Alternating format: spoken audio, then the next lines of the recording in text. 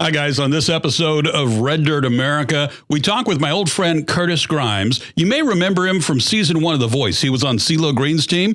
Well, we talk with Curtis about his faith, about family life, and we talk about his brand new self-titled album. When you know who you are and what you're trying to do and what your main purpose and focus is, it takes a lot of pressure away from feeling like, what do I have to do to get played on radio? What do I have to do for people to book me? I pledge allegiance. Pledge allegiance. Pledge allegiance to real country music. This is Red Dirt America with Chuck Taylor. So how you been, man? It's been a while.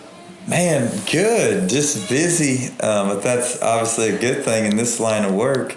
Yeah. And kind of happy to be back on the road. But to be honest, I enjoyed the time I did have at home. Our little boy was 6 months old going into the whole COVID shutdown. So as a touring artist, you don't get to just take off when your babies are born. Right. So for me, I tried to just soak up as much of that time as I could and just appreciate the fact that I got to. You know, if there was a time in my career where I had to be home from the road, like this was the best time. Yeah, you see what I was going through when I would bring my daughter Emmy to some of these things. I know it. How old is she now? She is going to be 19 in September. She's starting her second year of college, and she just got her first car. Wow, I remember when she was pretty young.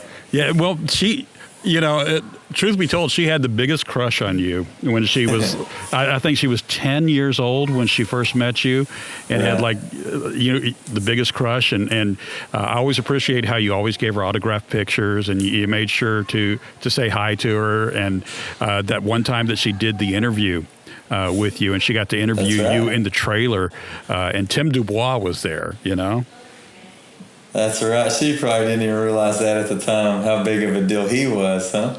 Yeah, totally big deal. And I was thinking about that as I was getting ready for this interview. I was like, you and I have been friends for a long time. I mean, ever since you came and did that first interview with me after you were on The Voice and you were on CeeLo Green's team. That's right. The long hair days. The long hair days, yes, sir. But there's been a lot of changes in our lives. You've become a dad since then. Become a dad a couple times over since then. Yes, sir. Did that change how you write your songs? It really did, man. A lot of ways, and just as much I would say accountability that I have regarding the lyrics or the content in my music. Because you start thinking about it when I noticed when my nephew was singing some of my older songs, that really was weird, and so there was some stuff that it made me uncomfortable. So that kind of gets, I guess, increased when it's your kids. So for me, all my stuff's now pretty clean, positive, faith-based, and I mean I've matured a lot. Obviously, done lots of adulting and just not only as a person but just spiritually as well. And I don't know, that comes through my music, I think, just as much as anything. I think it does. You know, for me, the where I started seeing you start to turn that way, and this is before you even had kids, was the song "Baby Don't Cry." When you started doing something pure like that, I started seeing you get into that closer to faith type of stuff. And then it was a couple of years after that you started getting into some more faith songs. But I think it started a little bit before you even had kids. You're right. And it's funny you say that because if you remember, I was with Dawn at the time and AMP, of course, and they wanted to put out Keg Party, a song from that record. And this was right after I had quit drinking, sobered up, and I just told him, I was like, I'm not comfortable releasing a song like this because it's in absolutely no way a reflection of me and my life and where I am right now. And so Tim Dubois actually let me change over to Baby Don't Cry. So you nailed it, man. That really was the turning point. And then, of course, my next project was Undeniably Country, and with songs like Born to Die and Had a Thing, which is my testimony in a lot of ways. And there was a turning point. And so with this record that we have coming out tomorrow or tonight, rather, digitally, it's a self-titled album, and a couple of folks have asked me why, I waited so long. And to be honest, man, I'm glad I did, because it took me a few projects before I really found out who I was or what I wanted to be, kind of to establish my foothold as an artist. And that being the turning point, now it's kind of full throttle in that direction. So yeah, man, it's pretty nice too, knowing exactly what I want to write about, or at least the direction of your content. When you're not chasing, when you know who you are and what you're trying to do and what your main purpose and focus is, it takes a lot of pressure away from feeling like, what do I have to do to get played on radio? What do I have to do for people to book me or like me or come, support my music?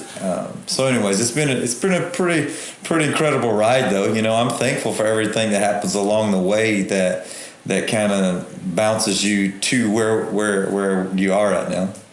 Yeah, well, for me, I think there's a purpose to everybody, whether you believe in a higher power or not. I think everybody's got a purpose on this earth, and it's when you find that purpose and what that purpose is, that's when you start learning how to be your happiest. I agree. So let me ask you this. If you got the new album coming out, but if you could send a message to the entire world, but you only had 30 seconds to say it, what would you say to the world? I would say don't be afraid to make mistakes, because sometimes we walk around on eggshells and we're so timid and shy and scared to do something and concerned about what other people are going to think about it, that sometimes we deviate from who we are as a person. And that's what we're supposed to be. We are unique. We're all made differently, and we all serve and have a different purpose. And like you said, when we find that out and lock into that, that's when we become genuine and honest, and people recognize that. So especially a young artist, like, be you and don't worry about what other people think about it. And when you can find that groove, then your success lies within what happens naturally.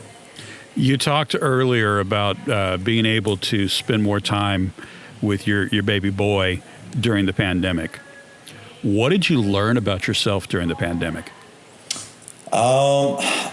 It was a good time to reflect and shift some priorities around, because up until then I think I'd kind of had my priorities as my faith and kind of my job and my career, and right on that level playing field of my family and everything else, kind of all bundled in as a close second. And after that, man, when you're in the vulnerable moment that, hey, like, this thing could be taken away so easily, then what? Then what matters most in your life, really, when the dust settles? And for me, that's when I really started putting my family more of a priority, especially coming back this second round. And I think it was good. I think that part of it was good for everyone. And everyone had to just pause and reflect and figure out, okay, this life that I know and I'm comfortable with could change any minute. So now I need to make sure that I have my focus on the right thing in case it does, to just kind of look more long-term instead of short-sighted. I was talking with Rodney Crowell recently, and I asked him pretty much the same question, what he learned about himself during the pandemic. And he told me he learned that if he had to give it up, all of it up tomorrow, he could give all of it up except the writing. He enjoys writing the songs, the touring and everything else. He could live with all that. But as long as he had his family and as long as he could still write, he'd be happy. That's great, man. It's definitely an outlet in a lot of ways, and can be therapeutical and a way to get kind of those thoughts on paper and out into others. And sometimes as writers, we're better or more effective at communicating that through the words of a song than we are just outright face to face. If you couldn't perform again, do you think you'd be happy just writing? Yes, and I definitely would still play music around the house. Like, that's my new favorite thing now, is like my kids just love it. And so that's just as satisfying, if not more, than playing in front of 1,000 people. Let's talk a little bit about the new album. It's self-titled. You talked about that, and you talked about why you waited so long to do a self-titled album. Who produced this one? I went back in the studio with Trent Willman. He's done every album since Our Side of the Fence. And same engineer, Bart Bush, at the same studio. And I had a heavier hand in the mixing and production aspect of this one than some of the previous stuff. Just by now, I've done it long enough. I know what I want it to sound like. I know, where I want the hits to go and what guitar tone I want here, and I always want the fiddle up louder. and just different things that I don't know if you're just kind of timid and shy initially. It can when you are overwhelmed when you go in there to cut a big album with studio guys. So yeah, I had a heavy hand in that. I did all the artwork for it. I co-wrote 7 of the 10 songs, and I was more hands-on with this project than any other one I've ever done. Yeah, you continually go back to Trent, and Trent's a great guy, and I absolutely love Trent. He's a Texan, and I think he gets what we're doing in Texas with our music. He also likes to barbecue. Did he barbecue anything for you while you're working on the album? He has cooked for me. I've stayed over there a couple times, just after we've written, or just when I was in town. He's got a little cabin out on a creek in the woods, man. It's a pretty sweet setup, and yeah, he's a phenomenal cook. And they grow a lot of that stuff. They have a garden there, so most of that stuff you see is homegrown. And he definitely knows what he's doing behind the grill. Oh yeah, he's a total grill master. Let me ask you this. You've got over 40 million streams, maybe 50 million streams by now on Spotify. You've had 12 number ones on the Texas charts. What do you want to do next? What do you want to accomplish next? Man, honestly, for me, this is the only thing I would change if I could afford it would be to have a bus where I could bring my family on the road with me. That's the one tether that just would keep me from going on a 60-day run, is I can't be gone from my family that long. So as far as what I would do differently or aspire greater than this, everything at this point is icing on the cake. I'm just thankful to be doing it for 13 years now, and I can pay my bills and support my family and still play music for a living, and that's successful in itself. Yeah. So any of the accolades or stuff that comes beyond that is just bonus at this point. Do you have a favorite song on the new album? I wrote a song called "Little Bit" for my daughter, and then there's another one called "Cowboy Constitution" for my baby boy. And those two are my favorites, just from the personal connection aspect of it. But there are a few traditional country ballads on it, and those are the ones that I tend to gravitate towards. So the slow, sad country songs are my favorites if I had to pick. And with this, we're doing vinyl and cassette tape. So there's side A's and side B's, obviously, on those. And so I tried to have some fun with that, and I put the more commercial friendly radio singles, up-tempo stuff on the A side, and I put those more traditional, the more country style ballads on the B side. So it's kind of like, I guess, best of both worlds for me. And depending on kind of what mood someone's in, they can flip it over, listen to one side or the other.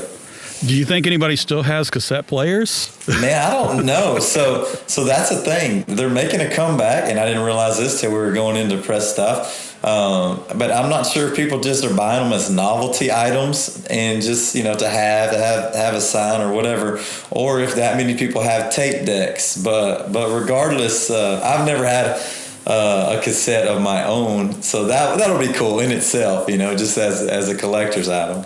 Absolutely. You're going to have to send me one of those. I can do that, man. You bring up cassette decks. I can remember my first car was a 64.5 Mustang. It only had an AM radio, so I got a cassette player to put in there. Because in those times in the mid 80s when I got the car, that's what we listened to. Everything. This was pre-CD, pre-everything, and I can remember putting it in there and having to pull it out and flip it over because it didn't have an auto reverse on the cassette deck that I had. So yeah, there's something to be said about cassettes, but then you get to that point where you've played it so much that it starts to like that. Right, you're wearing it out. Yes, sir. So hopefully people wear yours out.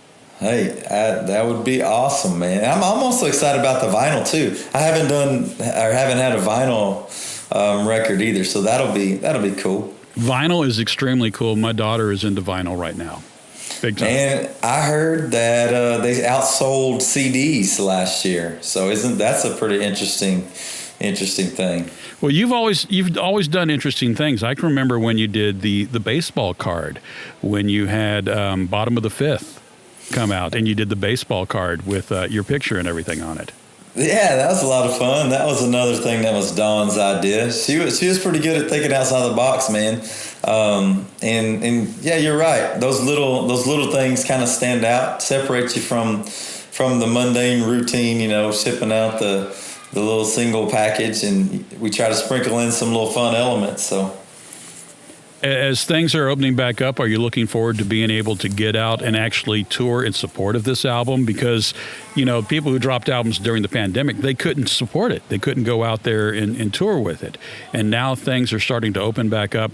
Yeah, it's getting a little scary as the numbers start to climb again, but it's still to a point where you can still get out there and play the music in front of live people. You're right, and I am. That's kind of where we are now. Is full blown. The schedule is packed. I think we have 5 shows left to book for this year, and definitely loaded up next week. Just kind of getting the full swing of things to push this thing out. But yeah, it's nice to be back singing in front of people instead of our computer screens. You're getting to play at Green Hall, which is legendary in Texas. What's that feeling like for you when you get on that stage at Green? Man, that's a pretty full circle thing for me because I tried to go to school at Texas State, but I spent more time in New Braunfels floating the river and going to shows. And so I remember going there to watch those guys. Your Randy Rogers, your Wade Bowens, guys like that. Before I even thought about being an artist, and I just would go and watch their fingers when they're playing the guitar, and then go home and try to play those songs on my guitar and stay up all night. So then the first time we opened there for Roger Krager, that was a pretty cool thing, and then the first time we had our own show was awesome, and then the first time you go back there and you settle up and they tell you that it was sold out is just supremely cool. And so yeah, it was nice to be able to land that specific venue on the night that the album came out. Yeah, absolutely, one of the greatest venues in Texas, in my humble opinion. I agree with you, man. So if someplace near Green decided to create the Curtis Grimes sandwich, what would be on the Curtis Grimes sandwich? Starting with the bread, from the bread up, build the whole sandwich for me. Ooh, man, probably some kind of healthy-ish version of bread. Trying to stay away from the plain white, the sticks to your gut. Bacon, definitely will have some bacon on it, man. I hear you. Some turkey, some cheese, some good like cheddar cheese, not like Kraft's American Singles, like good cheddar cheese. Yeah. Probably probably a few different kind of meats, man. I like to load it up. Some brisket. There you go. See, that'd be pretty solid. So you toast it a little. If you had a little bit of toast, a little crunch on the bread, and I don't know, maybe some pickles either on it or on the side to go with it. Hey, if you're gonna go that route, then you'd put some barbecue sauce on it and go all in. Absolutely. But, so maybe a jalapeno or two. That right there would be pretty solid for me. I'd take that. If they gave me that, I'd take it. Hey, I'm sold. That's an $11.95 sandwich right there. I'll buy it. There you go. Comes with free chips. Though. They got to be kettle chips, right? That's right. Curtis, always a pleasure to talk to you. I've got one last question. All righty. What song changed your life? Born to Die, definitely, because that was the first song that I sent out after I said, hey, I'm going to do positive, faith-based country music. And if it works, great. If not, like, I was totally content with getting another job and just doing music for fun. Because I was tired of feeling like I wasn't being true to myself. And it just, whether that's sacrificing your integrity or just kind of going along with the status quo or just doing whatever I felt like it took to make it in this industry or be successful in this industry. And then I would see other guys, and the higher they got, the further they would get away from where they started at. And it wasn't worth it for me. So we sent that song out, and it was kind of the ultimate litmus test of, well, if this works, then I'm right where I need to be, and we'll be okay. And it did, and it definitely set the tone of every single song after it. Well, I applaud you for doing that, because I think, old school country had a lot of that in there, had a lot of faith in the music. You go back and you look at Ricky Skaggs, probably don't look at Hank Williams, but but even Hank, like, he wrote "I Saw the Light." Yes, so, like, he did, yeah. People forget about that. You're right. Country gospel was right there intertwined with country. And you could even argue that was the foundation of country music. The Mother Church, the Ryman Auditorium. Absolutely. And see, now they moved the Opry out to outside of town, and it's just not the same. It follows it's more trendy of the top 40. It's still cool, and it's an awesome experience to go to it, but it's not the same as that music that was being played with that faith-based element at the Ryman when it all started. Yeah, absolutely. I mean, church is a big part of country music, I believe. So I applaud you for doing that, especially in a time when we are so divided as a nation. It used to be you could disagree with somebody's politics and still go have a beer with them. These days, people are talking about hating on other people, or talking about, popping a cap or something like that. And it's crazy, the world we live in. So I applaud you for being true to yourself and showing your faith and wearing your heart on your sleeve when you do that. Well, I appreciate it, man. At the end of the day, that's more important than all the music or anything else anyway. So, well, brother, I appreciate you doing this interview. Well, I thank you for having me, man. It's good to catch up with you. If you enjoyed this episode with Curtis Grimes, please subscribe and check out some of my other interviews on the Red Dirt America podcast. You can find it on Apple, Spotify, and wherever you find your favorite podcasts. And be sure to leave a review and let us know what you think. That's it for this edition of the Red Dirt America podcast.